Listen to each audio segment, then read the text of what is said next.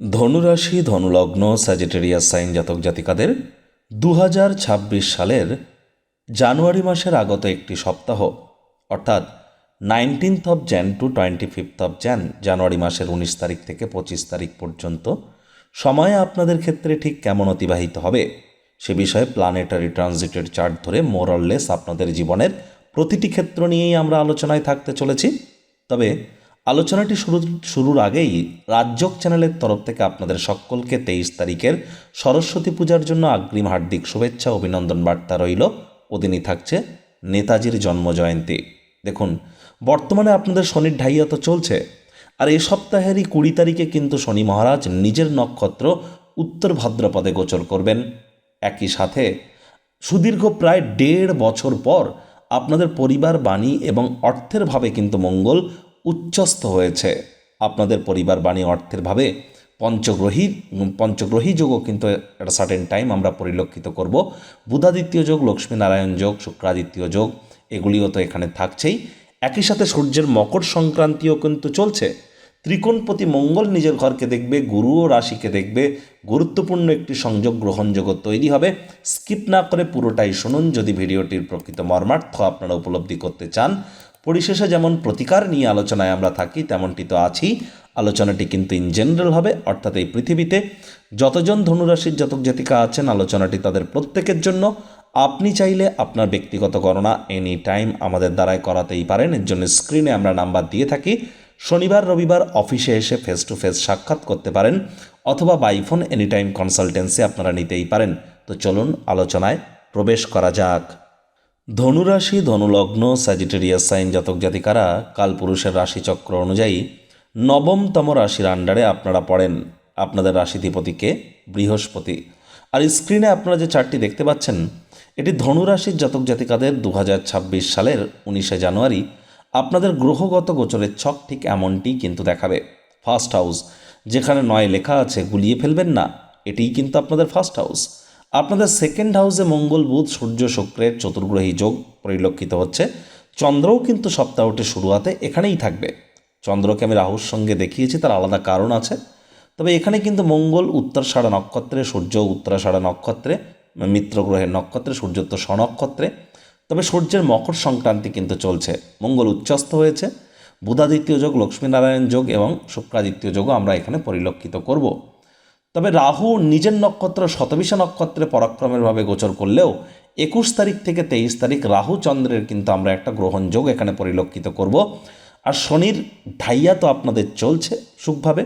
শনি মহারাজ কিন্তু বর্তমানে মার্গী আছেন, তবে তিনি পূর্ব ভাদ্রপদ নক্ষত্র ত্যাগ করে উত্তর ভাদ্রপদ নক্ষত্র নিজের নক্ষত্রে গোচর করে যাবেন 20 তারিখে। আপনাদের রাশির মালিক গুরু বৃহস্পতি, তিনি কিন্তু বর্তমানে পুনর্বসু নক্ষত্র নিজের নক্ষত্রে গোচর করছেন, অতিচারী আছেন, বক্রিয় আছেন। কেতু পূর্ব ফাল্গুনী নক্ষত্রে আপনাদের ভাগ্যস্থানেই কিন্তু গোচর করছে।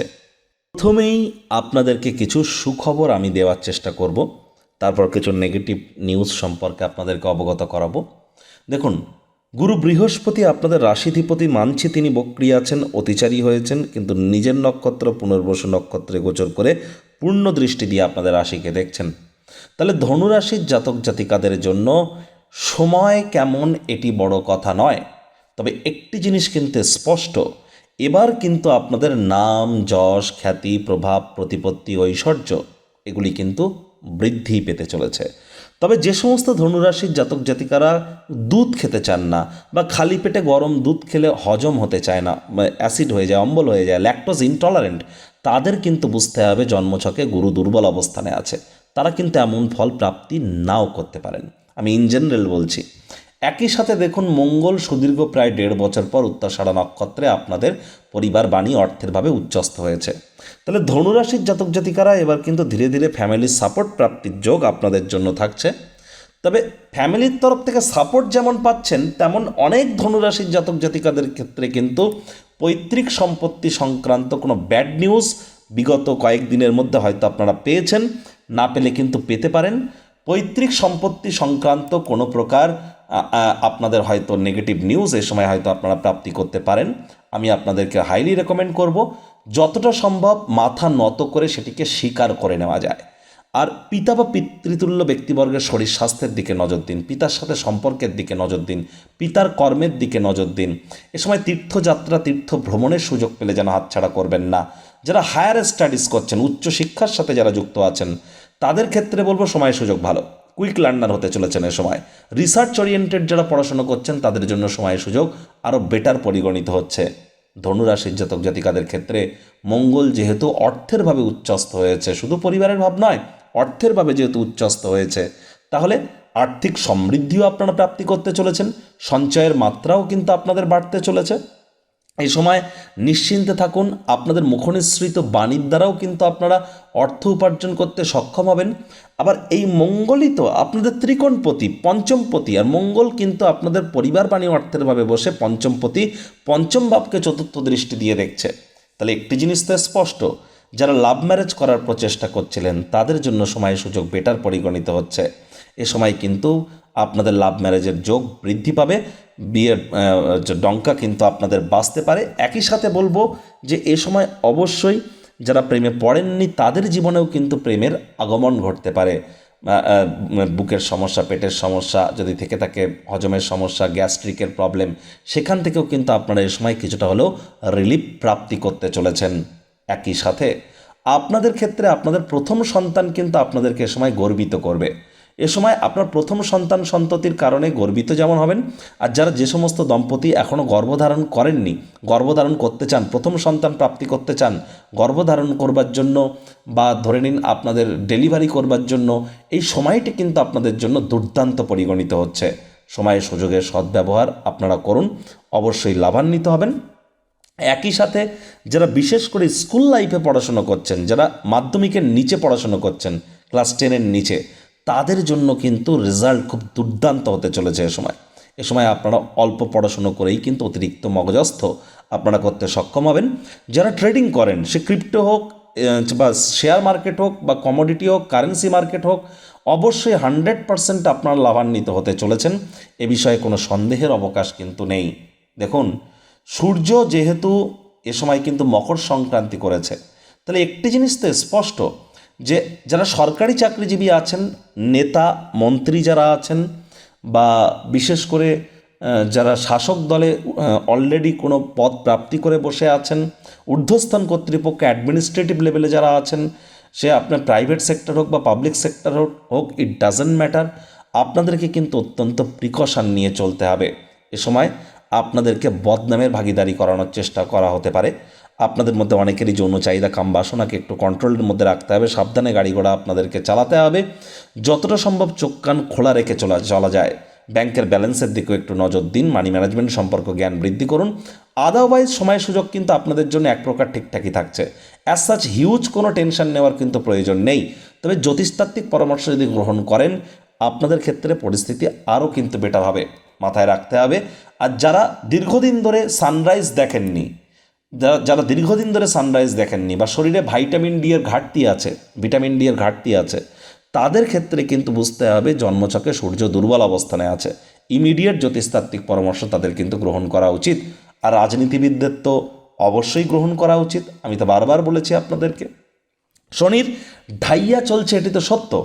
তবে শনি কিন্তু নিজের নক্ষত্রে গোচর করে যাবে 20 তারিখে, উত্তর ভাদ্রপদ নক্ষত্রে। তখন শনি আরও পাওয়ারফুল হবে। আমি স্পষ্ট আকারে বলছি যে ধনুরাশির জাতক জাতিকাদের শুধু এ সপ্তাহ নয়, পুরো বছরটি জুড়েই নতুন জমি, নতুন বাড়ি, নতুন গাড়ি প্রাপ্তির যোগ পরিলক্ষিত হচ্ছে।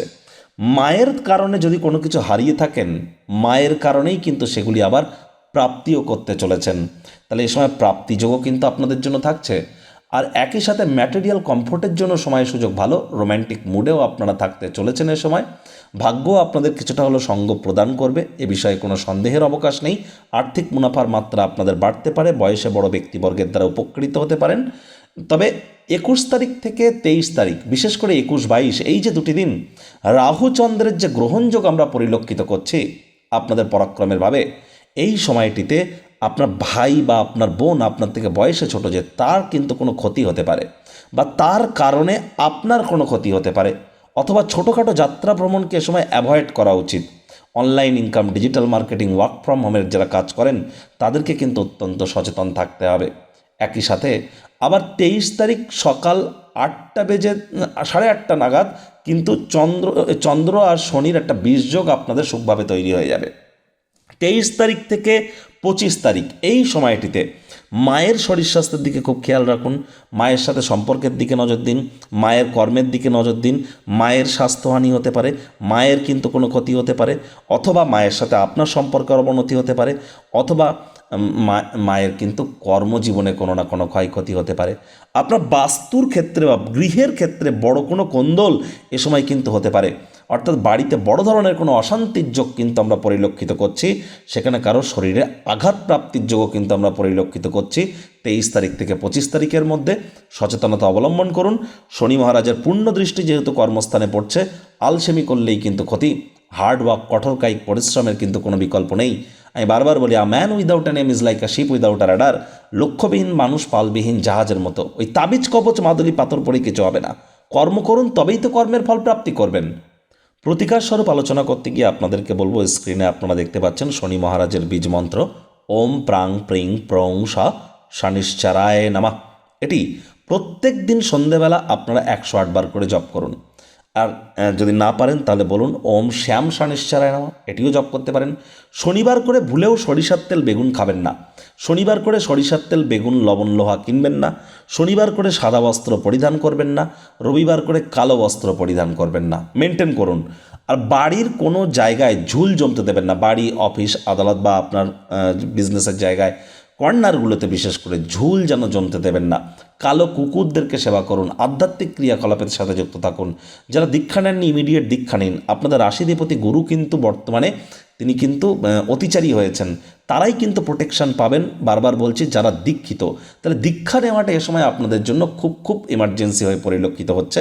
বৃহস্পতিবার সাত্ত্বিক জীবনযাপন আপনারা গ্রহণ করুন। আর শনির ঢাইয়া যেহেতু চলছে, হাইজিন মেনটেন করুন। বাসি খাদ্য খাবার খাবেন না। সময়ের কাজ সময়ে করুন। ধর্মপ্রাণ, কর্মনিষ্ঠ, মাতৃভক্ত হওয়ার চেষ্টা করুন। এগুলি একবার করে দেখুন কতটা সুন্দর ফলাফল আপনারা প্রাপ্তি করতে পারেন। তো বন্ধুরা, প্রতিবেদনটি আপনাদের ঠিক কেমন লাগলো, আপনাদের সুচিন্তিত মতামত আশা করি আপনারা নিচের কমেন্ট বক্সে লিখে জানাবেন। ভালো লাগলে একটি লাইক করতে ভুলবেন না। এই আশা রেখে আমি আমার বাণীকে এখানেই বিরাম প্রদান করছি। সংসারে অশান্তি, প্রেমে বাধা বা বিবাহে অনিশ্চয়তা, ব্যবসাতে ক্ষতি বা চাকরিতে ডামাডোল, অসুস্থতা, দুঃখ, দারিদ্রতা থেকে কিছুতেই রেহাই মিলছে না, পরীক্ষায় ফেল, তাহলে আর দেরি কেন? জীবনের যাবতীয় সমস্যার সমাধান করব আমরা। বাস্তুশাস্ত্র, সংখ্যাতত্ত্ববিদ্যা, লাল কিতাব, বৈদিক জ্যোতিষশাস্ত্র, কৃষ্ণমূর্তি প্রভৃতি পদ্ধতিতে জন্মছক বিচার করা হয়। প্রয়োজন অনুভব করলে স্ক্রিনে ফ্ল্যাশ হওয়া নম্বরে যোগাযোগ করতেই পারেন।